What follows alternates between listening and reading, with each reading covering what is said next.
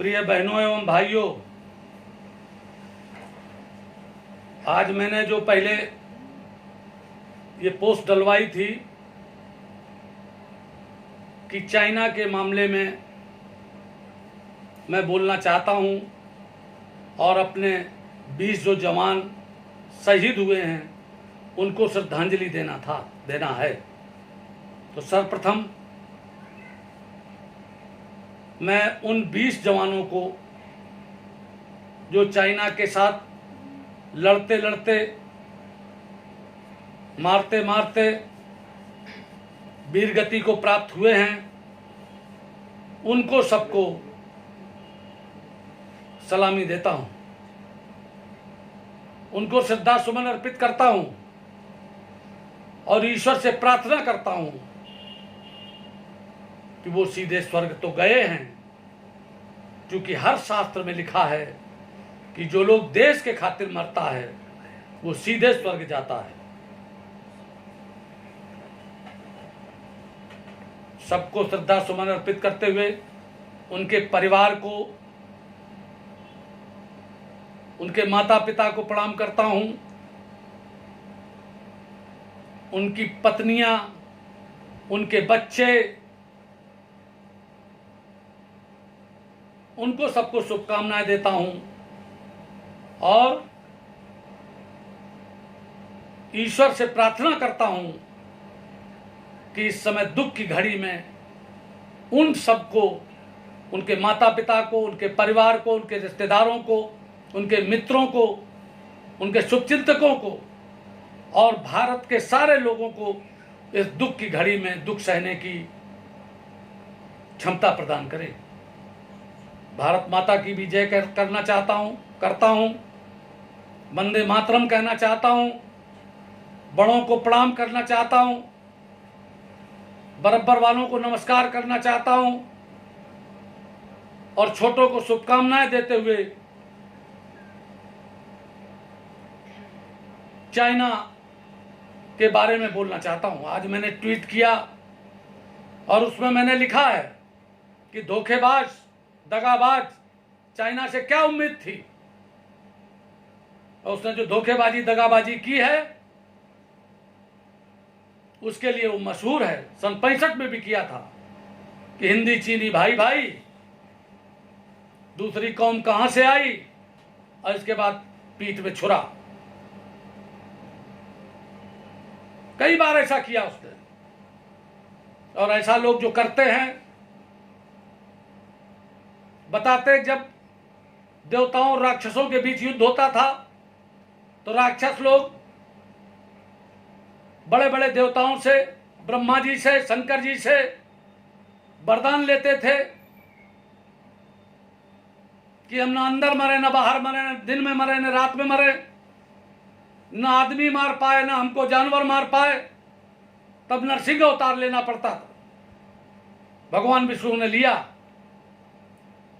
इसके बाद मालूम हुआ भस्मासुर हो गया कि जिसके ऊपर हाथ धर दे वही भस्म हो जाए। मैं तो इन सारी चीजों से सीखता हूं, मानता किसी को नहीं हूं। मैं ये कहना चाहता हूं, मानने का मतलब हमारा अंधविश्वास से है दोस्तों। हमने कोई चीज देखी नहीं है, लेकिन मैं एक चीज आपसे कहना चाहता हूं कि चाइना भी 1949 में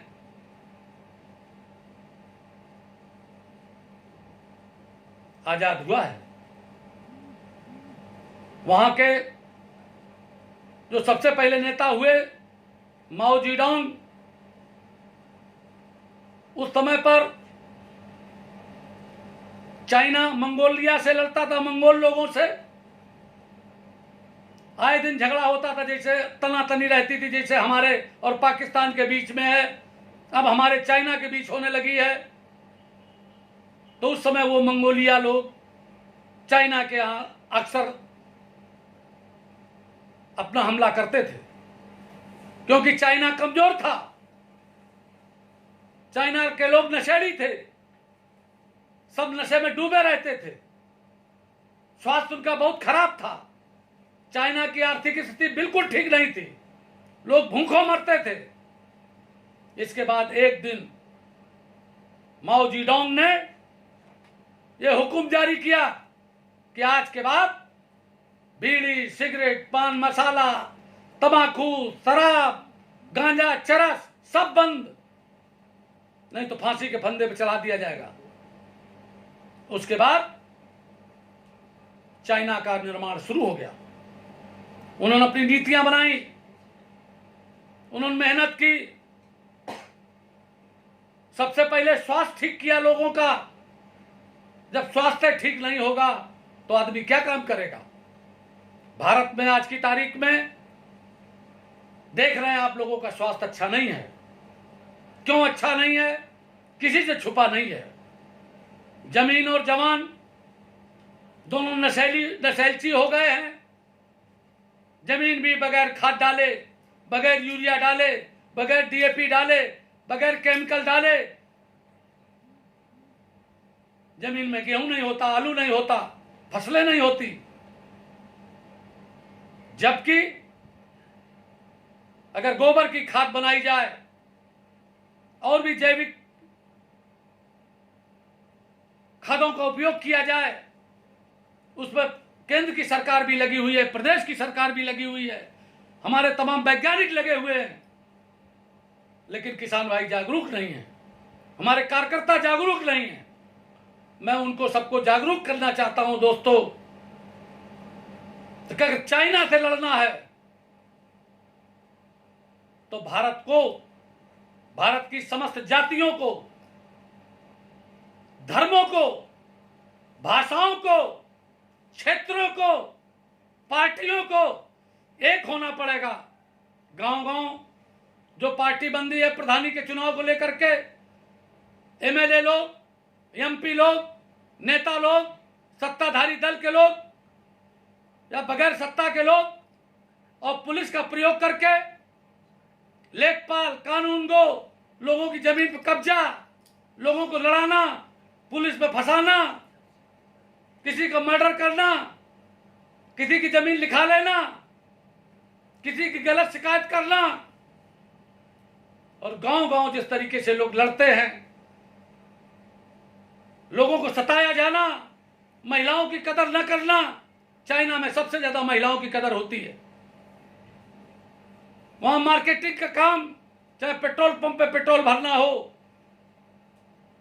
और चाहे कोई उत्पाद बेचना हो, चाहे मेडिकल स्टोर हो, चाहे वाइन स्टोर हो, वहां वाइन स्टोर सिर्फ माल के अंदर है। गांव-गांव दारू की दुकानें नहीं खुली हैं। यहां पर तो हर 10 किलोमीटर में, 5 किलोमीटर में एक दारू का ठेका, एक देसी का ठेका, एक अंग्रेजी का ठेका, एक बियर का ठेका और कहीं एक भांग का ठेका, और गांजा और चरस, स्मैक और अफीम जो टोटल प्रोहिबिटेड है वो भी सब जगह मिलती है। हमारे देश में एक गुजरात, एक बिहार प्रदेश ऐसा जहां संपूर्ण नशाबंदी लागू है, लेकिन दोस्तों गांव-गांव चले जाओ आपको शराब मिल जाएगी। मैंने स्वयं अपने आंखों से देखा, इसलिए मैं बता रहा हूं। मैं बिहार गया था, वैशाली जिले में राजा अमरनाथ सिंह जी के यहां, उनके यहां एक यज्ञ था 1 महीने का, सावन के महीने में। तो मैं 10-5 दिन रुका और मैंने संपूर्ण पता किया। रामविलास पासवान जी की कॉन्स्टिट्यूंसी है, शराब हर जगह मिल रही है। तो दोस्तों किनके बदौलत बिक रही है? पुलिस, नेता, माफिया और जो ताकतवर लोग हैं, उनके सबके गठजोड़ के कारण इन गरीबों को, इन पिछड़े वर्ग के लोगों को, इन किसानों को, संपूर्ण सवर्णों में भी गरीब आदमी को, इनको सबको, गांव के लोगों को शराब का नशेड़ी बना दिया गया है। दोस्तों आज मैंने अखबार में पढ़ा, दैनिक जागरण में, कि 3 साल से एक बंदर कानपुर के अजायब घर में, चिड़ियाघर में, एक कटघरे में बंद है। क्यों? क्योंकि उसके पहले वो बनारस में एक किसी तांत्रिक के द्वारा उसको शराब पिलाई जाती थी, गोश्त खिलाया जाता था और वो उसका आदी हो गया। तांत्रिक मर गया, बंदर को गोश्त और शराब मिलना बंद हो गया, तो वो हमले करने लगा लोगों के ऊपर। जो शराब खरीद के ले जाते थे, रास्ते में उनकी वो बोतलें छुटा लेता था। उसने कम से कम 300 लोगों को काटा। तब यहां से ले जाकर के उसको बेहोश किया गया और कानपुर में लाया गया। इसी तरीके से हिंदुस्तान के लोगों को, और आपने लॉकडाउन के समय देखा, जब लॉकडाउन खुला, जब शराब की दुकानें खुली, तो आपने देखा 3-3 किलोमीटर लंबी लाइनें लगी। ये आप बंदर के उससे आप ये देख सकते हैं। आज घर घर मैंने बहुत सर्वे किया है, मैं बहुत सर्वे करता हूं, सबसे पूछता हूं, अब कोई गांव ऐसा नहीं जहां 50% आदमी शराब न पीने लगा हो। 50% महिलाएं हो गई जो नहीं पीती हैं, और 50% पुरुष में से 50% पुरुष पीता है। तो आप बताइए कैसे अच्छे स्वास्थ्य के लड़के पैदा होंगे? स्वस्थ पुरुष ही स्वस्थ औलाद को जन्म दे सकता है। ये शराबी कभी भी अच्छी औलाद पैदा नहीं कर सकते, ये नशेड़ी कभी अच्छी औलाद पैदा नहीं कर सकते। एक बार मैंने पढ़ा था अखंड ज्योति में, और मैंने एक दिन सुनाया भी था आपको, शायद हो सकता है लॉकडाउन के समय पर, कि अष्टावक्र जी के माता पिता को जब पुत्र प्राप्त की कामना हुई तो उन्होंने उर्वरा भूमि तैयार की। क्या उर्वरा भूमि तैयार की? उन्होंने आहार विहार, आचार विचार, आहार विहार माने खाना पीना, घूमना, आचार विचार माने अच्छा सोचना, यम नियम संयम इत्यादि सब ठीक किए। और जब वो काफी अच्छी पोजीशन में आए, तब उन्होंने गर्भाधान किया, गर्भधारण किया उनकी पत्नी ने। 7-8 महीने का बच्चा पेट में था। उनके पिताजी जो मास्टर थे, पढ़ाते थे, अष्टावक्र जी के पिताजी, उन्होंने जो पढ़ाया वो गलत पढ़ाया, तो अष्टावक्र जी ने पेट से कह दिया कि नहीं ये गलत है। तो उन्होंने उसको श्राप दे दिया, जा तू खंडित हो जा। उनकी मां ने बहुत ज्यादा उन्होंने विनय की, तो उनका ठीक है, पैदा तो होगा, मस्तिष्क से ठीक रहेगा, लेकिन शरीर से टेढ़ा हो जाएगा, कई जगह से टेढ़ा हो जाएगा। टेढ़े हुए, और राजा जनक के दरबार में उनके पिताजी भी जाकर के बंदी हो गए। राजा जनक की बात को जवाब नहीं दे पाते थे, इसलिए अष्टावक्र जी ने जाने के बाद वहां पर सबको जवाब दिया। सब लोग उनको देख के हंसे। उन्होंने उनके ऊपर कमेंट किया कि तुम सिर्फ चमड़ी को देखते हो, ज्ञान को नहीं देखते हो। और ज्ञान पर वो अष्टावक्र जी बोले, और राजा जनक ने उनको अपना गुरु मान लिया, और उनकी कैद से सारे लोग छूट गए। दोस्तों, मैं कहना चाहता हूं कि सारे देश में इस समय नशाबंदी लागू होना चाहिए। चाहे विकास कार्य सारे बंद कर दिए जाएं, रोडें एक भी ना बने, कोई विकास कार्य ना हो, लेकिन ठेके बंद हो जाने चाहिए, नशे का काम बिल्कुल बंद हो जाना चाहिए। और ये बात मैं आपको तजुर्बे के आधार पर कह रहा हूं। मैंने एक दिन आपको बताया था, 1993 तक मैंने भी इसका सेवन किया है, और मैं इसकी आदत, इतनी बुरी आदत थी, एक लत लगी थी, बड़ा मुश्किल में छूटी, बड़ा मुश्किल में मसाला छूटा, क्योंकि लोगों ने मुझे बर्बाद करने के बारे में प्रयास किया था। इसी तरीके से गांव-गांव प्रयास होता है। जब एक पीने लगता है तो दूसरा चाहता है इसको भी पिला दिया जाए। जैसे जब हिंदुस्तान में, भारत में जब मुसलमान आए, मुगल आए, तो मुगलों ने जब मुसलमान बनाने का प्रयास किया, तो एक अगर बना तो उसने दूसरों को और बनाया।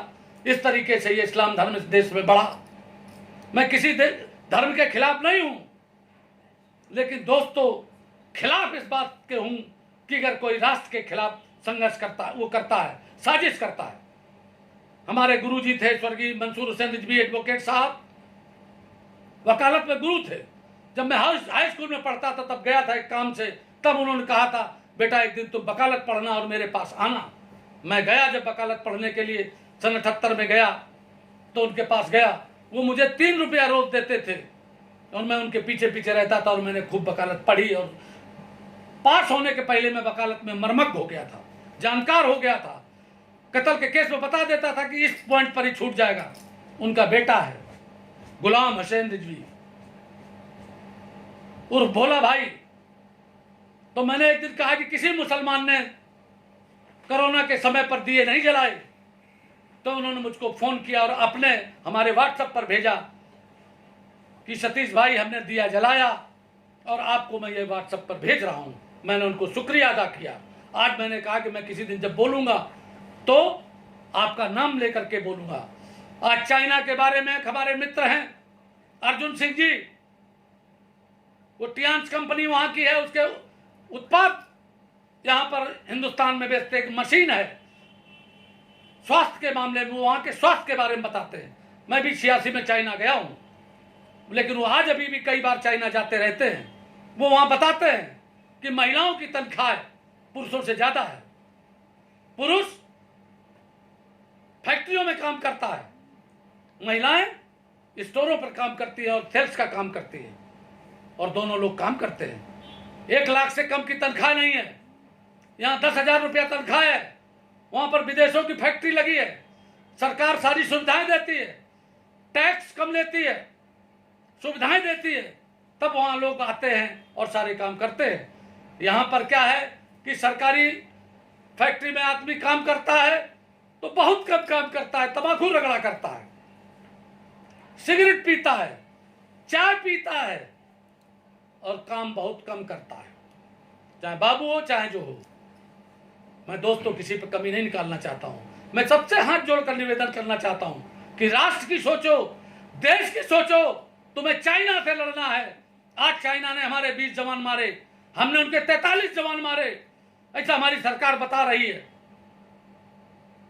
हम भारतीय जनता पार्टी में हैं, हम कोई ऐसी बात नहीं कहना चाहते, लेकिन दोस्तों मैं एक बात कहना चाहता हूं, किसानों, मजदूरों, नौजवानों, बेरोजगारों, देश के सुचिंतकों, इस समय पार्टी के नाम पे लड़ने की जरूरत नहीं है। कांग्रेस पार्टी के लोग कह रहे थे अपना जाकर के तो पार्टी के नाम पर कम्युनिस्ट पार्टी और कांग्रेस के बीच समझौता होता है और आज दुनिया की बातें होती है। समय लड़ने का नहीं है, ये समय सीख का है। कोरोना रूपी वायरस चाइना से निकला, सब जानते हैं, और चाइना का आदमी रात दिन अपने चाइना के बारे में सोचता है। जो देश 49 में भूखों मरता था, आज उसकी जीडीपी हमसे 4 पॉइंट आगे है। वहां पर हाईवे के ऊपर हाईवे है, उसके ऊपर हाईवे है, 6 तल्ले का हाईवे है। उन्होंने कोविड के मामले में, कोरोना वायरस के लिए 10 दिन में अस्पताल बना दिया, 10,000 बेड का। वो क्या नहीं कर रहे हिंदुस्तान में। वो 400 किलोमीटर की एक रेलवे लाइन बिछा रहे थे, जिसका ठेका कैंसिल कर दिया भारत ने। चाइना ने हमारे देश से आयुर्वेदिक की ये चीजें चुराई सब उन्होंने, और वहां बनाना शुरू किया। और हम लोग आयुर्वेद की चीजें जो आप निकल करके आ रही हैं कि गुड़ सवेरे पी लो, कभी कोरोना नहीं होगा। एक हमारा रिश्तेदार है कौशल पाल फतेहपुर का, कल वो मुझे आयुर्वेद के मामले में तमाम चीजें बना के दे गया, और उसने ये भी दिखाया कि वो कैसे खेती कर रहा है।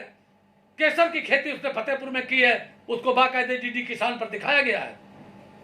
मैं चाहता हूं दोस्तों, हमारे लोग पूरे देश में, उत्तर प्रदेश में, बिहार में, हरियाणा में, पंजाब में, उत्तरांचल में, मध्य प्रदेश में, और भी जहां जहां हैं, सब खेती पर और पशुपालन पर डिपेंड करो। नौकरी की तरफ मत भागो, और करो तो नौकर रखने वाले काम करो, और आयुर्वेदिक दवाएं बनाओ, आयुर्वेदिक खेती करो। और भी कई तरीके के काम हैं जो बाकायदे पूरी तरीके से आते, जिसकी मैं तैयारी कर रहा हूं। संगठन में इसलिए बना रहा हूं, गांव-गांव संगठन बना रहा हूं कि ये नौजवान, मैंने देखा इसमें टेलीविजन में कि आजकल मनरेगा में बीटेक लोग काम कर रहे, किलवा चला रहे हैं।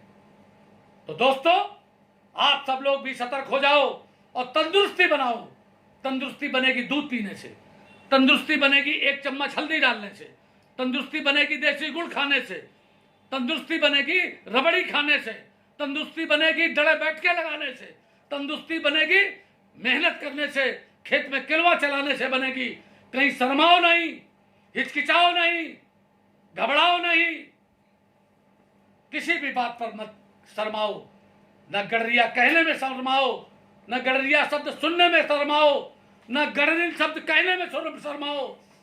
सब इंसान हैं। आज लड़ाई चाइना से है, हम सब भारतवासी हैं, लेकिन भारत में तो दोस्तों सिर्फ गरीबों को कमजोर किया गया, पिछड़े वर्ग के लोगों को कमजोर किया गया, किसी को जात के नाम पे कमजोर किया गया, किसी को अछूत के नाम पे कमजोर किया गया, किसी को छुआछूत के नाम पे कमजोर किया गया, और किसी को, और हर बिरादरी कमजोर हुई। आज जो नशा घुसा है सरकारों के पास, तनख्वाह देने के लिए सिर्फ यही चीज बची है।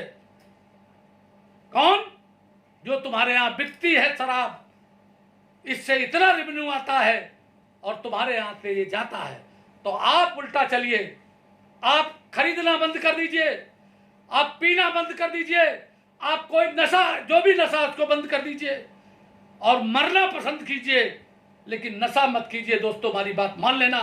मेरे दो भाई बर्बाद हुए इसमें, पूरा परिवार को मैंने बहुत बुरी तरीके से खोया है। किसी का एक्सीडेंट हुआ, अभी मेरा एक भाई एक्सीडेंट पे पड़ा है, उसका हाथ टूट गया है नशा करके।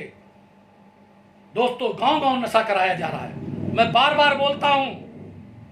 और आप लोग गाय पालें, बछड़े देखें, भेड़े पाले, चाहे बकरी पाले, और उसके गोबर से अपना खेत ठीक करें।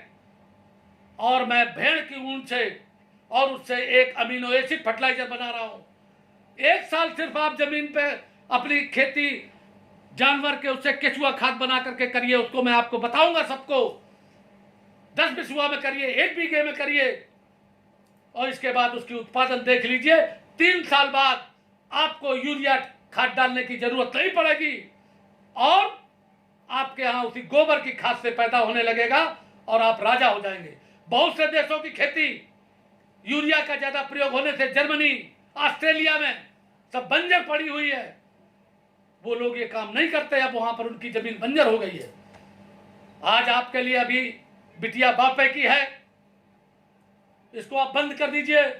नशा को भी बंद करके 1 महीने आप लोग रोज कैप्सूल खाइए, बीकासूल के कैप्सूल खाइए, कुछ अपना इलाज कराइए, लेकिन और सुबह शाम रोज मंजन और दतून करिए, घर में मंजन बना लीजिए, त्रिफला खाइए, आप देखिए, और गुड़ पीजिए, सुबह काढ़ा पीजिए, अपनी इम्यूनिटी बढ़ाइए।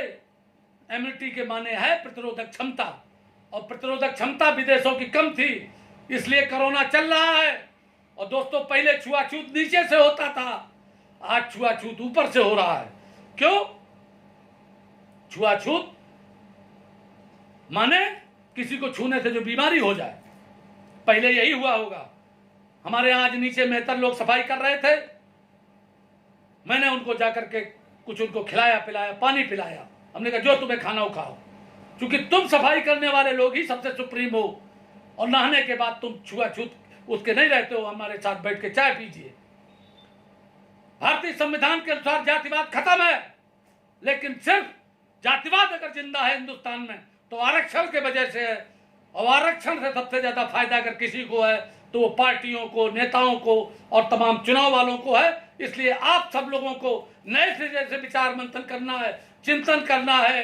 तो किसान अच्छी किसानी करेगा, जमीन को नशा मुक्त करेगा, और जवानों को और जो मानव है उनको सबको ये करना पड़ेगा।